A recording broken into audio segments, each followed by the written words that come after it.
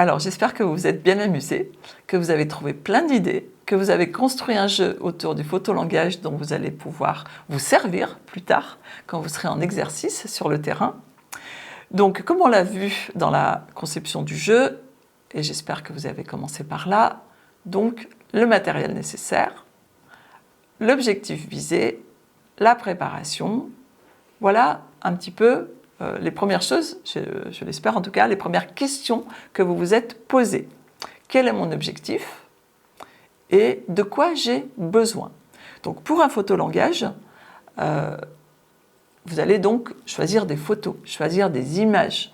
Donc il faut à peu près prévoir le double, voilà, le double de cartes, de photos par rapport au nombre d'apprenants que vous avez. Si vous avez 12 personnes, il faut que vous prévoyiez à minima 2 ou 3 fois plus que le nombre d'apprenants, de manière à ce qu'il y ait beaucoup de choix.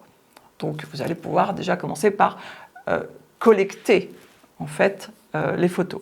Ensuite, vous allez imaginer les questions que vous allez poser autour de ces photos par rapport à l'objectif que vous avez choisi. Imaginons, par exemple, que vous ayez choisi, comme je vous le propose dans ce corrigé, la motivation et la confiance en soi.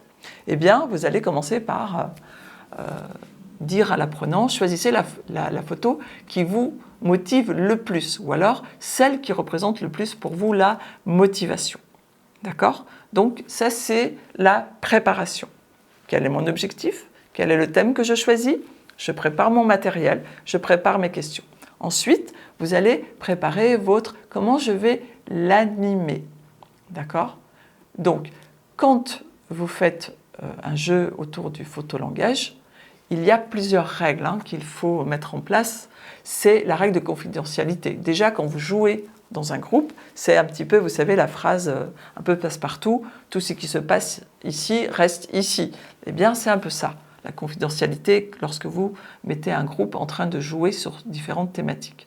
Ensuite, la règle de bienveillance, on ne porte pas de jugement sur le choix de la photo de l'un, on ne rit pas, on ne se moque pas, on ne fait pas de commentaires, il n'y a pas de jugement. Et ensuite, la troisième règle, c'est la sincérité. C'est-à-dire que chacun doit faire un choix dans sa conscience par rapport à sa photo, le plus spontanément possible, bien sûr, et ensuite, il faut qu'il se sente libre de s'exprimer par rapport à cette photo. Donc on est vraiment sur... Et si une personne a choisi la même photo, eh bien les deux doivent s'exprimer et on ne change pas la photo. Parce que s'il a choisi la même, il a choisi la même. C'est qu'il a une bonne raison. Donc ensuite, vous allez dérouler l'animation. Alors, premier temps, vous allez inviter tout le monde à choisir les photos. Chacun va choisir sa photo après que le formateur ait bien énoncé la question et se soit assuré que tout le monde a bien compris. Donc les photos sont mises à disposition sur une grande table. Il faut que tous les stagiaires puissent accéder à la table autour en même temps et non pas les uns après les autres, etc. Et vous devez bien sûr inviter à ce que ça se fasse dans le silence, par le regard, etc. Ensuite, vous allez provoquer les échanges. Donc vous allez donner les règles de communication où chacun va pouvoir s'exprimer à son tour. Donc là, effectivement, parfois, il sera nécessaire de rappeler un petit peu les règles de communication, etc., etc.